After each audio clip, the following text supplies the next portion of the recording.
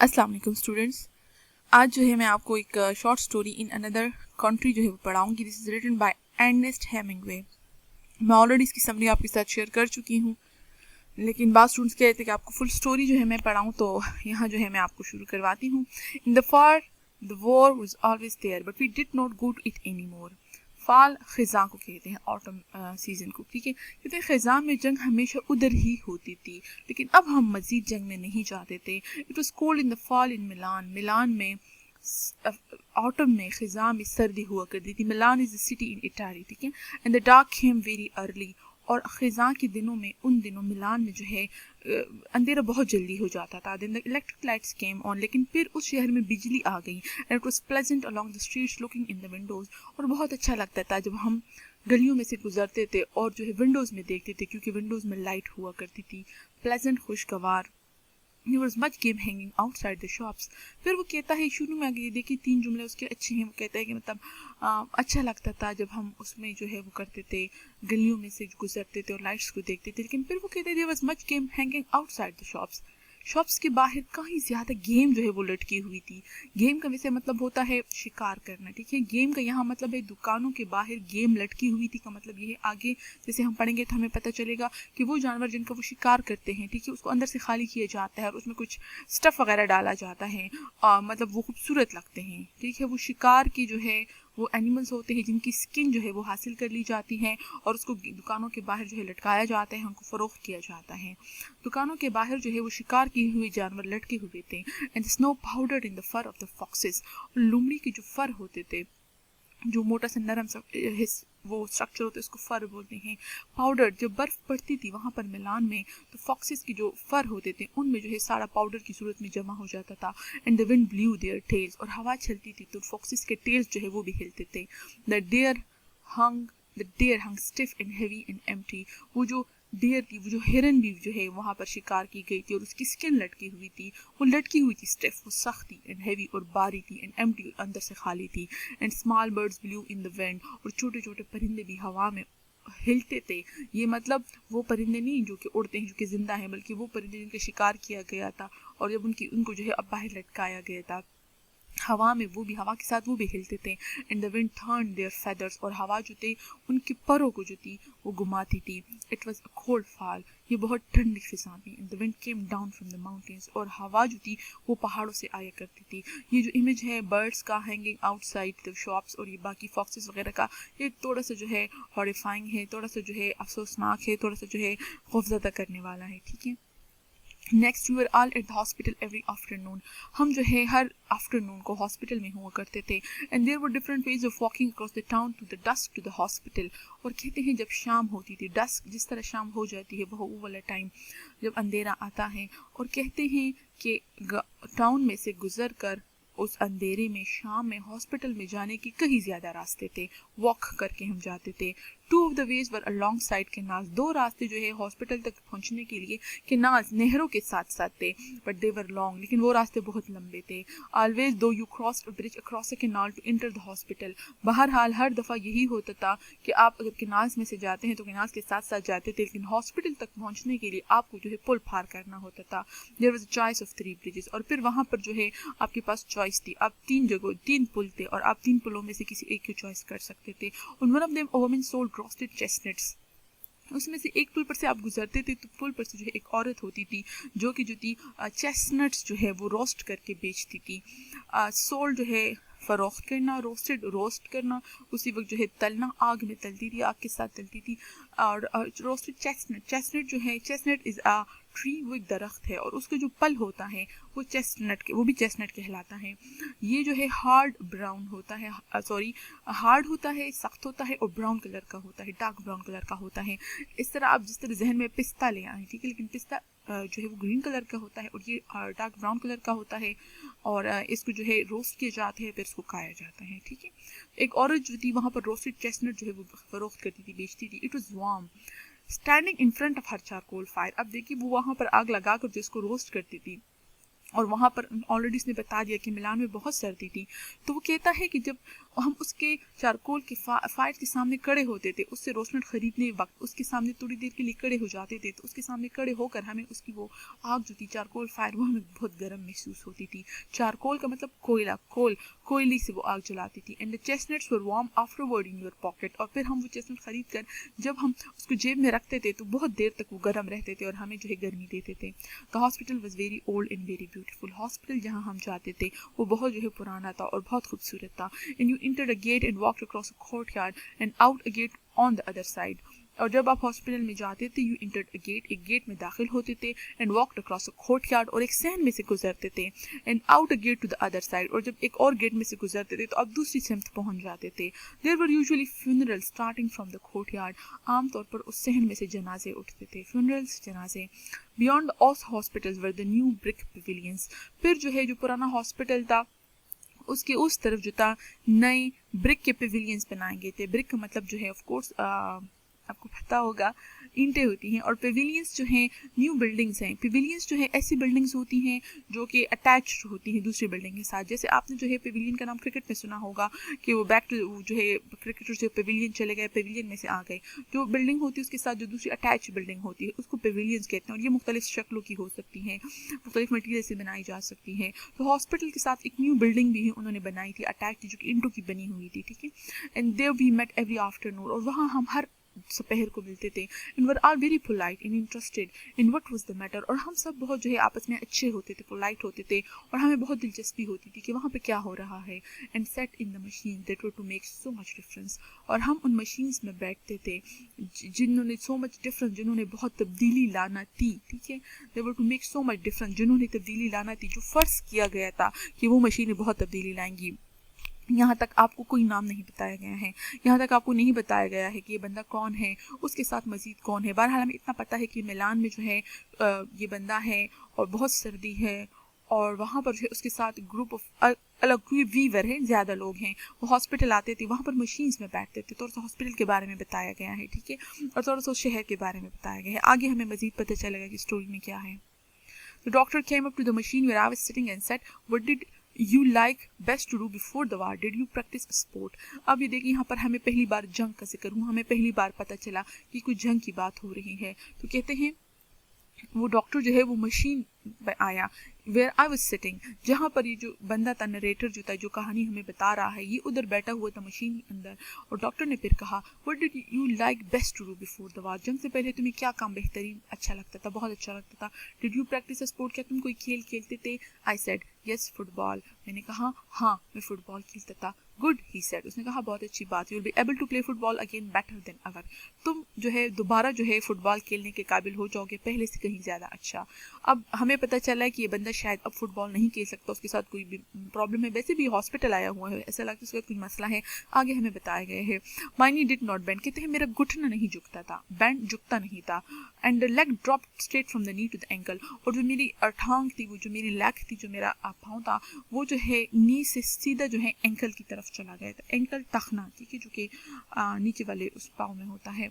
Without a काफ, और मेरा calf नहीं था। काफ जो है ये जो नी होता है, इसके नीचे अपोजिट साइड पर आपको वो करिए, पाँव का जो अपोजिट एक तो हिस्सा होता है, ये काफ कहलाता है। कहते हैं मेरा काफ नहीं था।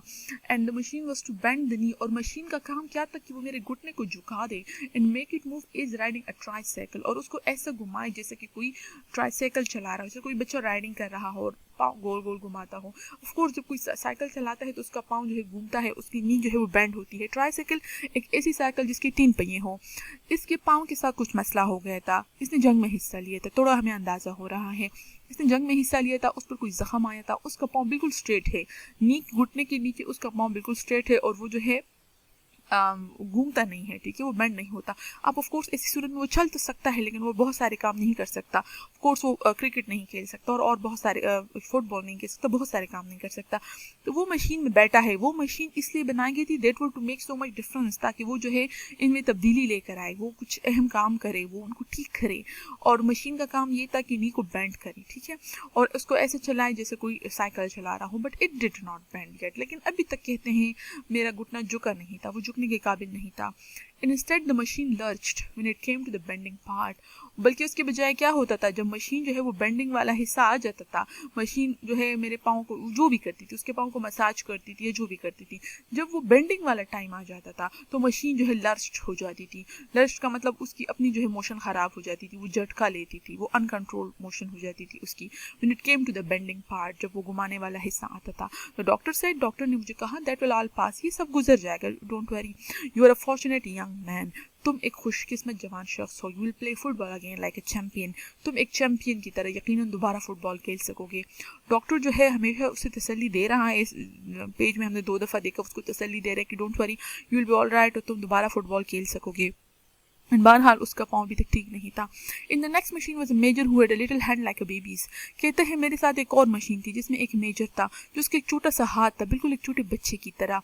ही winked at me when the doctor examined his hand which was between 2 leather straps that bounced up and down and flapped the stiff fingers and said, अच्छा जो एक और मेजर था मेरे साथ, मतलब वो उसने भी जंग में हिस्सा लिया था, उसका हाथ जो था शायद वो भी जख्मी हुआ था और वो बहुत छोटा हो गया था, जैसे एक छोटे बच्चे की तरह हूँ।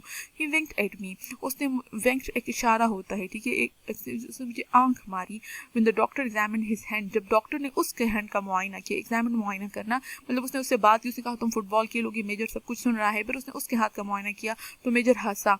which was between 2 leather straps, उसका हाथ जो था वो 2 लेदर की चमड़े के बेल्ट्स के दरमियान था।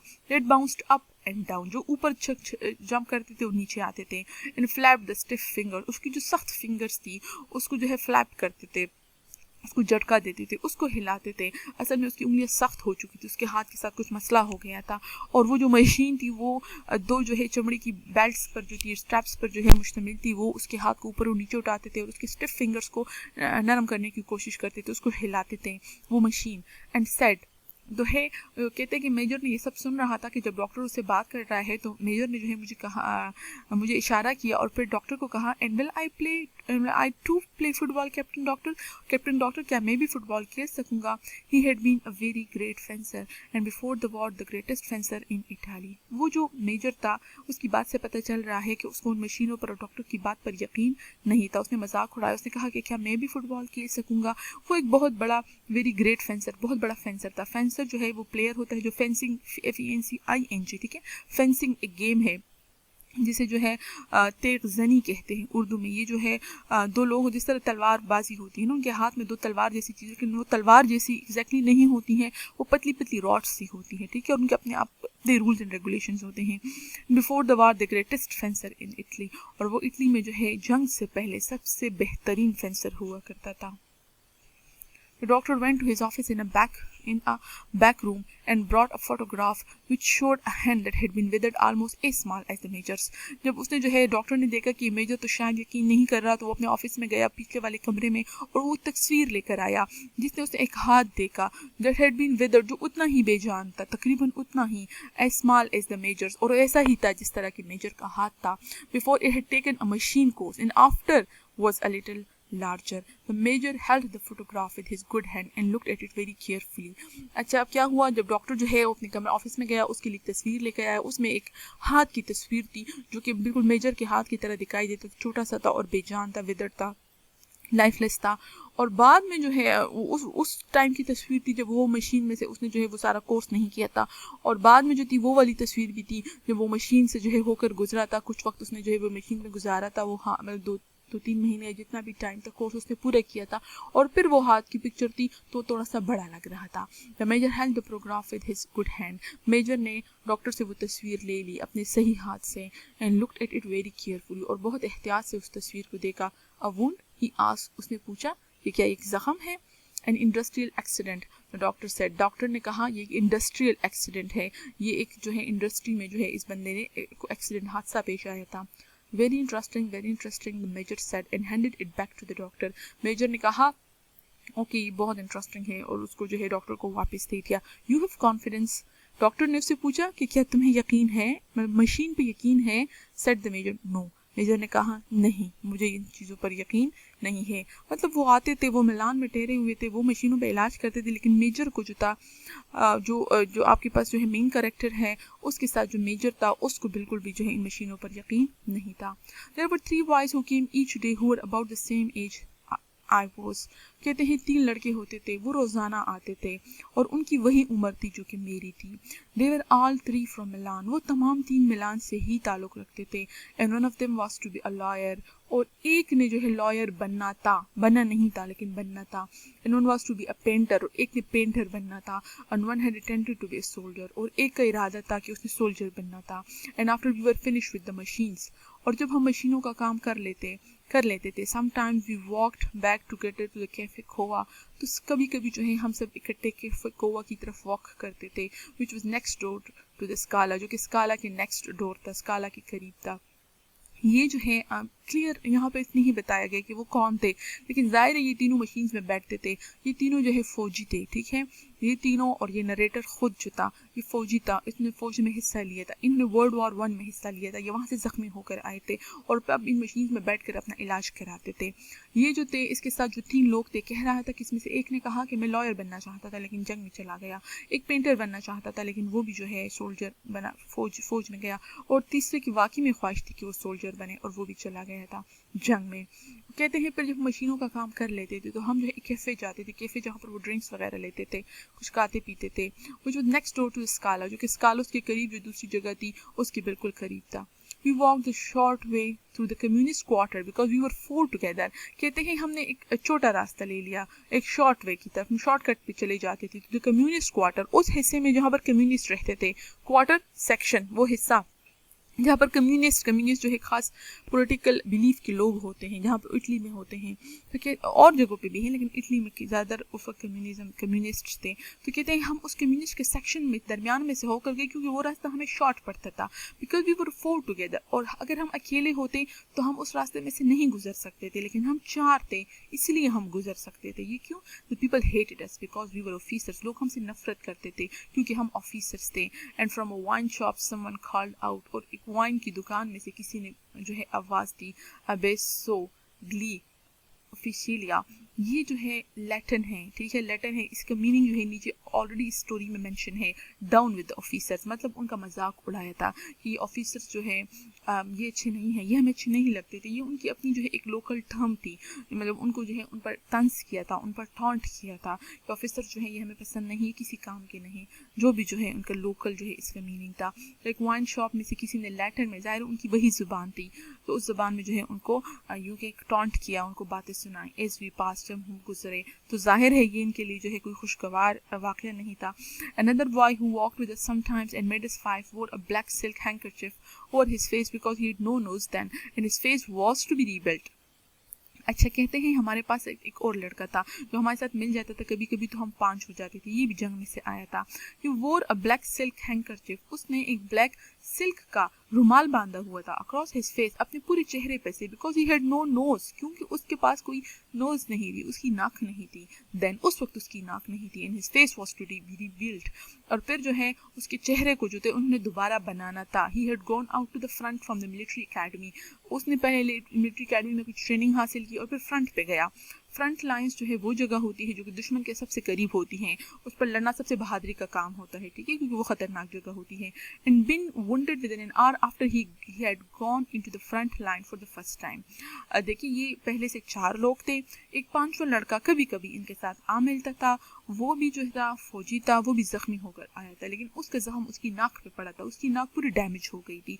कह रहा था कि उसकी नाक ही नहीं होती थी, इसलिए जो था वो अपनी नाक पर जो है एक रुमाल बांधा करता था। और वो लड़का जो था जब उसने ट्रेनिंग हासिल कर दी मिलिट्री अकेडमी से, फ़ौरन जो है उनको फ्रंट पे बेच दिया गया था। और जब वो फ्रंट पे गया तो 1 घंटे के अंदर ही अंदर वो जख्मी हो गया और वो फर्स्ट टाइम फ्रंट पे गया था। ये रीबिल्ड हिज फेस, बाद में उसका चेहरा बना लिया गया था, रीबिल्ड दोबारा बना लिया गया था। ये ऐसा जिक्र कर रहा है जैसे कोई इमारत हो, लेकिन वो असल में सर्जरी करके उसका चेहरा उन्होंने ठीक कर दिया था। But he came from a very old family and they could never get the nose exactly right.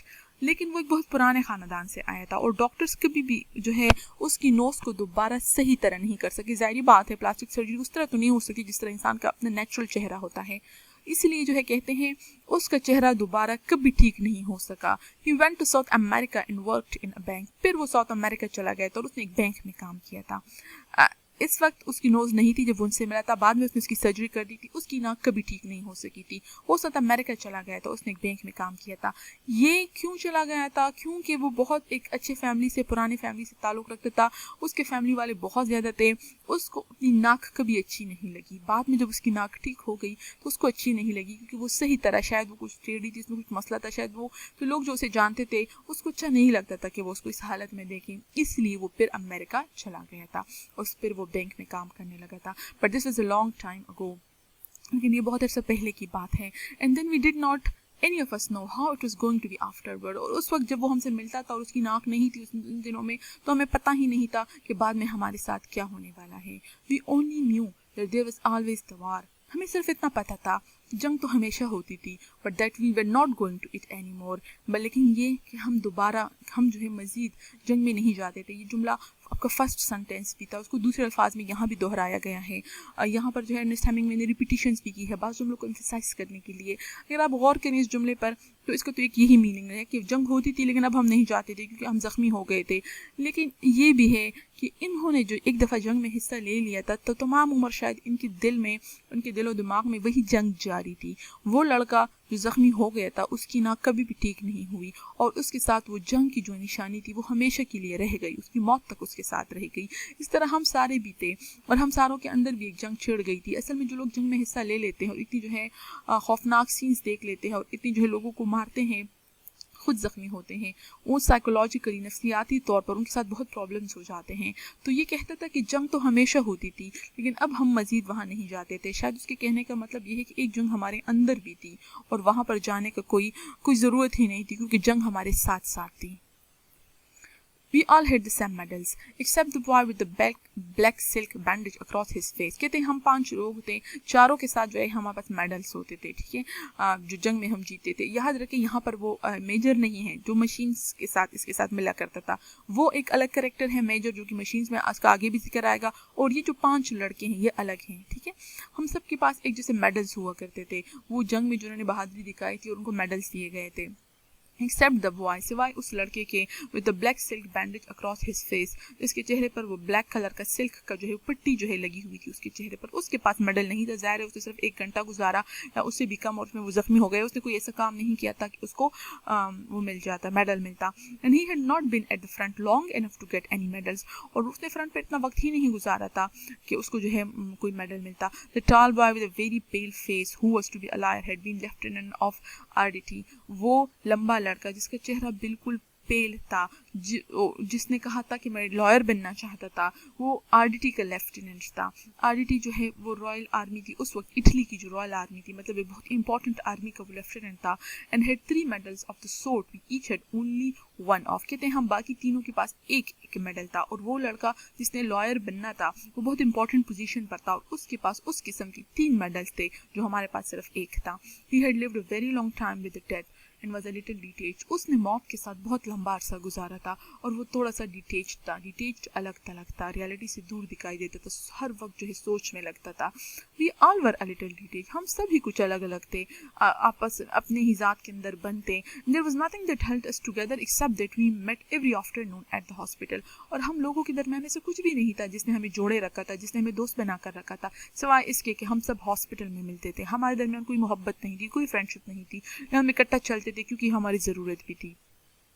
Although as we walked to the cova through the part of town, walking in the dark with light and singing coming out of the wine shops, and sometimes have to walk into the street with the men and women would crowd together on the sidewalk, so that we would have had to jostle them too. At by, we felt held together by there being something that had happened that day the people who disliked us did not understand. This is a long sentence, मैं आपको आहिस्ता करके बताती हूँ। Although अगरचा as we walked to the cova through the part of town, कहते हैं जब हम कोवा की तरफ जाते थे, टाउन के उस हिस्से में से, वॉकिंग इन द डार्क, और अंधेरे में चलते थे, with light and singing coming out of the wine shops, वहाँ पर जो वाइन शॉप्स थी वहाँ पर लोग जो है खुश थे, सिंगिंग करते थे और लाइट्स आती थी। And sometimes have to walk into the street, और बाज़ औक़ात हमें गलियों में से गुजरना पड़ता था। When the win and women with crowd together on the side walk, जब मर्द और औरतें जो हैं वो साइड से जो वॉक साइड पर जो है वो वॉक करते थे, वहाँ पर वो इकट्ठे हो जाते थे। हम मतलब ये कि जब उस रास्ते में बहुत रश होती थी और हम सब इकट्ठे जाते थे और वहाँ पर और लोग हजूम होता था, so that would have had to jostle them, हमें जो है वहाँ पर उनसे टकराना पड़ता था। जॉसल पुश करना, टकराना, क्योंकि मतलब हुजूम होती थी। देम टू उनको करना पड़ता था, टकराते थे। एट बाय, ई थी जो है लैटिन वर्ड जिसका मतलब है and. Them to and by, हम उनसे टकराते थे और वो हमसे टकराते थे। We felt held together by there being something, हम सब जो थे आपस में जो दोस्त थे, हमारे दरमियान कोई मोहब्बत नहीं थी, कोई कम्युनिकेशन नहीं थी, लेकिन हम एक एहसास के साथ जुड़े हुए थे। वी फेल्ट हेल्ड टुगेदर, हम इस एक एहसास के साथ जुड़े हुए थे। Being something that had happened that day, हम सब ये सोचते थे कि जो कुछ हुआ है, ये जो लोग हैं, द पीपल हु डिसलाइक्ड अस, ये लोग हैं जो हमें पसंद नहीं करते हैं, डिड नॉट अंडरस्टैंड, ये लोग नहीं समझते हैं हमको, ये हमारी जज्बात को, हमारी फीलिंग को नहीं समझते हैं और ये हमें इसलिए नापसंद करते हैं। असल में उन टाउन के लोगों के दरमियान, ऑफिसर्स के दरमियान एक दूरी थी। इटली के जो लोग थे इस वक्त वो वर्ल्ड वॉर वन से खुश नहीं थे, क्योंकि वो अपने ख़ास मकसद के लिए वर्ल्ड वॉर वन में शामिल हुए थे। बाद में उनको इस जंग में धकेल दिया गया था। बहुत सारे जो है इटली के लोग इस जंग में ज़ख्मी हुए थे, उनकी डेथ हुई थी। इसलिए यहाँ के लोकल लोग जो हैं उनको ये वर्ल्ड वॉर बिल्कुल पसंद नहीं थी, वर्ल्ड वॉर वन। वो नहीं चाहते थे कि उन लोग इसमें हिस्सा लें। ये जो ज़ख्मी होकर आए थे जंग में से, ये लोग इन ऑफिसर्स को देखकर, स्पेशली इन्होंने मेडल्स भी पहने हुए थे, इन्होंने इनसे बात की थी, ना के जज्बात मालूम किए थे, लेकिन वो इन लोगों को पसंद नहीं करते थे, क्योंकि वो जंग के सोल्जर्स को, वॉर के सोल्जर्स को पसंद नहीं करते थे। तो अगर आप इसके टाइटल को देखिए, इन अनदर कंट्री, कि वो एक और शहर में है, वो दूसरे मुल्क में है, तो ये बिल्कुल उस पर फिट आता है। वो हर तरफ से अकेले हैं, ये साम लोग, ये तमाम लोग अकेले हैं, ये आपस में भी बात नहीं करते, ये डिटेच्ड हैं, ये अलग थलग हैं। हाँ, इकट्ठे ज़रूर होते हैं, सिर्फ इसलिए कि वो लोगों का सामना कर सके, लोगों से बच के जा सकें और कोई उनको कोई नुकसान ना पहुंचा सके, लेकिन असल में जो थे वो तमाम जो है आपस में अलग अलग थे। और कहते हैं हम सब ने यही सोचा हुआ था कि ये लोग जो हमें पसंद नहीं करते हैं, असल में ये समझते नहीं हैं। So this was the first part of the story. इंशाल्लाह मैं आपको एक और पार्ट में जो है इसको ख़त्म कराऊंगी। होप आपको समझ आई होगी।